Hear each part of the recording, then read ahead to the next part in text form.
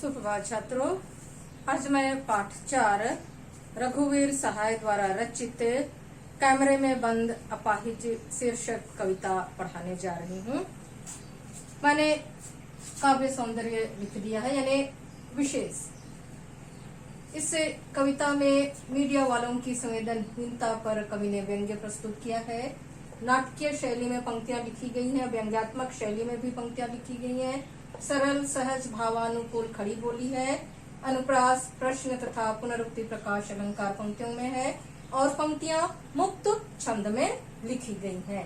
तो जो विशेष मैंने लिखा है ये लगभग तीनों ही पंक्तियों में उपयुक्त होंगी।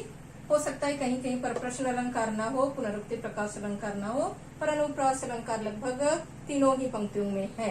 इसलिए आप इसे अपनी कॉपी पर अच्छी तरह लिख लें। मैं कविता शुरू करती हूँ। कैमरे में बंद अपाहिज शीर्षक कविता लोग भूल गए हैं संग्रह, कविता संग्रह से ली गई है। और इस कविता में कवि ने शारीरिक चुनौती को झेलते व्यक्ति से टेलीविजन कैमरे के सामने में किस तरह के सवाल पूछे जाएंगे और कार्यक्रम को सफल बनाने के लिए उसे कैसी भाव भंगिमा की, यानी उसके चेहरे के किस प्रकार के हाव भाव की अपेक्षा की जाएगी, इसका लगभग सपाट तरीके से कवि ने बयान प्रस्तुत किया है। और कहा है कि एक तरह से पीड़ा के साथ दृश्य संचार माध्यम के संबंधों को भी उन्होंने रेखांकित किया है।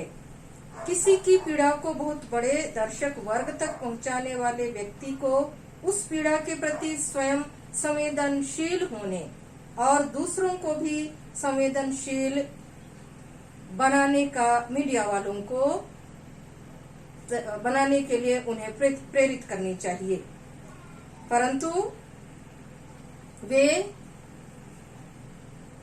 किसी पीड़ित व्यक्ति की पीड़ा को पर्दे पर उभारने का प्रयास करते, दिखाने का प्रयास करते हैं और उसके पीछे कारोबारी दबाव होता है और कारोबारी दबाव के तहत ही टेलीविजन वालों का, मीडिया वालों का रवैया, उनका व्यवहार संवेदनहीन हो जाता है। रघुवीर सहाय जी यह कविता टेलीविजन स्टूडियो के भीतर की दुनिया को उभारते हैं, साथ ही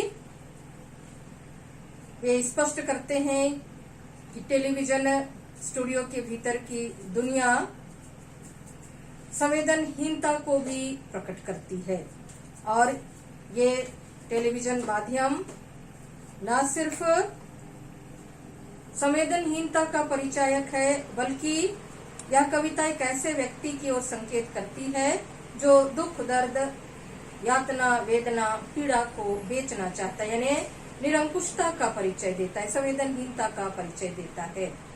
इस कविता को शारीरिक चुनौती झेलते लोगों के प्रति संवेदनशील नजरिया अपनाने के लिए, संवेदनशीलता का भाव रखने के लिए लिखा गया है। इसलिए कवि ने संवेदनहीनता को रेखांकित करने का एक बेहतरीन तरीका अपनाया है और सबके मन में दया, करुणा, उदारता, आत्मीयता, अपनत्व का भाव जगाने का प्रयास किया है।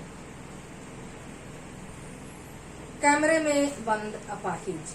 हम दूरदर्शन पर बोलेंगे, हम समर्थ शक्तिवान, हम एक दुर्बल को लाएंगे एक बंद कमरे में, उससे पूछेंगे तो आप क्या अपाहिज हैं? तो आप क्यों अपाहिज हैं? आपका अपाहिजपन तो दुख देता होगा, देता है। कैमरा दिखाओ इसे बड़ा बड़ा, हाँ तो बताइए आपका दुख क्या है? जल्दी बताइए, वह दुख बताइए, बता नहीं पाएगा। कवि मीडिया वालों की हृदयहीनता का चित्रण प्रस्तुत करते हुए कहते हैं कि मीडिया वाले दूसरे के दुख को व्यापार का माध्यम बना लेते हैं। कवि मीडिया के लोगों की मानसिकता तथा हृदयहीनता और उनकी हृदयहीन कार्यशैली पर व्यंग्य करते हुए कहते हैं कि कार्यक्रम का संचालक कार्यक्रम को प्रभावी बनाने पर बनाने के लिए दूरदर्शन पर बोलते हैं। हम दूरदर्शन पर बोलेंगे, यानी जो भी मीडिया के संचालक हैं, दूरदर्शन के संचालक हैं, उनके लिए हम शब्द का प्रयोग किया गया है। वे एक बंद कमरे में, बंद कमरा यानी स्टूडियो है, एक कमजोर व्यक्ति को बुलाकर उससे अर्थहीन प्रश्न पूछकर उसकी भावनाओं से खेलते हैं और भिन्न भिन्न प्रकार के अर्थहीन प्रश्नों को पूछकर उसे मानसिक पीड़ा पहुंचाते हैं और मानसिक पीड़ा पहुंचाते हुए उससे प्रश्न पूछेंगे कि क्या आप अपाहिज हैं। कहने का तात्पर्य यही है, किस तरह का प्रश्न पूछते वक्त उनके मन में थोड़ी सी भी संवेदनशीलता का भाव नहीं होता। यदि आप अपाहिज हैं तो क्यों अपाहिज हैं? क्या आपका अपाहिजपन आपको दुख देगा या देता है? और इस प्रकार के प्रश्न पूछकर उसके दुख को वे कुरेदना चाहते हैं, परंतु अपाहिज इन प्रश्नों का उत्तर नहीं देता, क्योंकि अगर उत्तर दे पाता तो उसके या उस कार्यक्रम की लोकप्रियता बढ़ जाती, परंतु इस प्रकार के प्रश्न पूछने पर अपाहिज चुपचाप मुंह बंद किए बैठा रहता है। बार बार इस प्रकार के प्रश्न पूछकर दूरदर्शन वाले उसके दुख को कुरेदना चाहते हैं, परंतु अपाहिज उनके द्वारा पूछे गए प्रश्नों का उत्तर नहीं दे पाएगा, वह चुप रहेगा। क्यों चुप रहेगा? इस प्रकार प्रश्न पूछने वाला जब अपाहिज चुप हो जाएगा तो अपने उद्देश्य में सफल नहीं हो पाएगा। और इसी बीच कैमरा दिखा हुआ इसे बड़ा प्रश्नकर्ता कैमरे वाले को निर्देश देता है कि वह अपाहिज को स्क्रीन पर बड़ा दिखाए। हाँ, तो बताइए आपका दुख क्या है? फिर उससे प्रश्न पूछा जाएगा कि क्या आपको अपाहिज होने का दुख है? अपाहिज होने के कारण आप दुखी हैं या दुख होता है? क्या आपको कष्ट है? और आप अपना दुख जल्दी बताइए, वह दुख बताइए। आप अपाहिज होने से दुखी हैं या नहीं? और यदि दुखी हैं तो अपना दुख हमें जल्दी बताइए।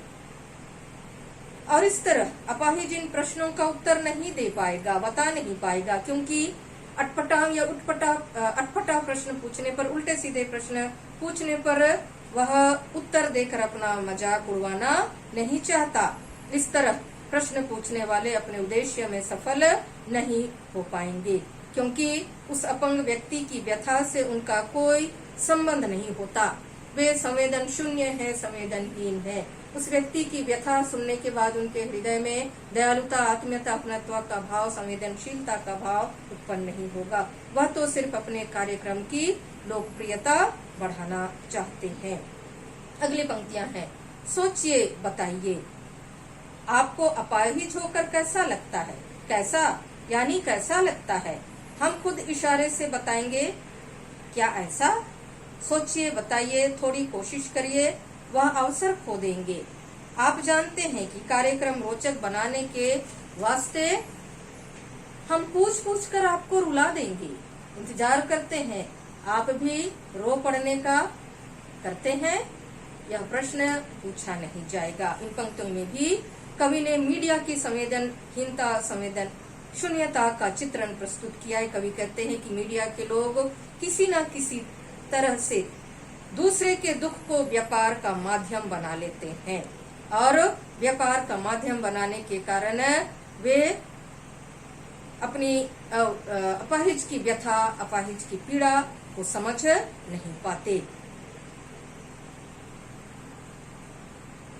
दुख, दर्द, पीड़ा, यातना को वे व्यवसायिक मान लेते हैं, व्यवसाय समझकर उसे बेचना चाहते हैं। कवि कहते हैं कि मीडिया के लोग अपाहिज से उल्टा सीधा अटपटा प्रश्न पूछते हैं, साथ ही साथ अटपटा होने के साथ साथ अर्थहीन प्रश्न भी पूछते हैं। वे अपाहिज से पूछते हैं कि आपको अपाहिज होकर कैसा लगता है? आप सोचिए, अच्छी तरह सोचकर बताइए। आपको अपाहिज होकर कैसा लगता है? आप अच्छी तरह सोचकर बताइए। यदि अपाहिज नहीं बता पाता तो वे ही स्वयं उत्तर देने का प्रयास करते हैं और स्वयं इशारा करके बताते हैं कि क्या ऐसा लगता है, आपको ऐसा महसूस होता है। कवि के कहने का तात्पर्य यही है कि बार बार अपाहिज से इस तरह का प्रश्न पूछने से उसका हृदय, उसका मन आहत होता है और मीडिया वाले अपाहिज से अटपटा अर्थहीन जब प्रश्न पूछते हैं तो उसका मनोबल टूटने लगता है, उसे आभास होने लगता है कि वह उसका संसार में कोई महत्व नहीं है। यह बात वे कहते हैं दबाव डाल कर कि आप सोचकर बताइए कि आपको कैसा लगता है, आप अपाहिज होकर कैसा अनुभव करते हैं। और यदि आहत होकर अपाहिज नहीं बता पाता तो वे स्वयं ही उत्तर देने का प्रयास करते हैं और स्वयं कैमरे के सामने इशारे करके, संकेत करके अपने कार्यक्रम को रोचक बनाने के लिए इशारा करके बताने का प्रयास करते हैं और कहते हैं कि आपको क्या ऐसा लगता है। फिर बार बार वे कहते हैं कि आप फिर से सोचकर बताइए और यदि आप थोड़ा सोचकर कोशिश करके नहीं बताएंगे तो यह अवसर खो देंगे, यह सुनहरा अवसर आप खो देंगे। यानी आप अपनी पीड़ा को मीडिया के समक्ष नहीं प्रस्तुत करेंगे तो आपकी समस्याओं का समाधान नहीं होगा और आप सुनहरा अवसर खो देंगे। और इस तरह प्रश्नकर्ता अपने कार्यक्रम को रोचक बनाने के लिए अपाहिज से बार बार प्रश्न पूछकर उसे रुलाने की कोशिश करता है। कहता है प्रश्नकर्ता कि आपसे हम बार बार प्रश्न पूछ कर आपको रुलाने की कोशिश करेंगे और उसके रोने का इंतजार भी करेंगे ताकि दर्शकों के हृदय में, मन में करुणा, दया, आत्मीयता का भाव जगे और वे भी पर्दे पर उस अपाहिज की पीड़ा को देखकर, उसके कष्ट को देखकर, उसकी भावनाओं को समझकर वे भी रो पड़ेंगे। और कहते हैं अपाहिज के पास इससे अच्छा मौका नहीं हो सकता कि वह अपनी पीड़ा समाज के सामने रख सके। मीडिया वाले कहते हैं कि हमारा लक्ष्य तो सिर्फ कार्यक्रम को रोचक बनाना है और इसलिए हम इस तरह के प्रश्न पूछेंगे और उसे अवश्य रुलाएंगे। कवि समाज पर कटाक्ष करते हुए कहते हैं कि वे भी यानी जो दर्शक गण भी हैं वे भी उनके रोने का इंतजार करते हैं और यह प्रश्न दर्शकों से नहीं पूछा जाएगा। आशा है आप लोगों को यहाँ तक समझ में आ गया होगा। धन्यवाद।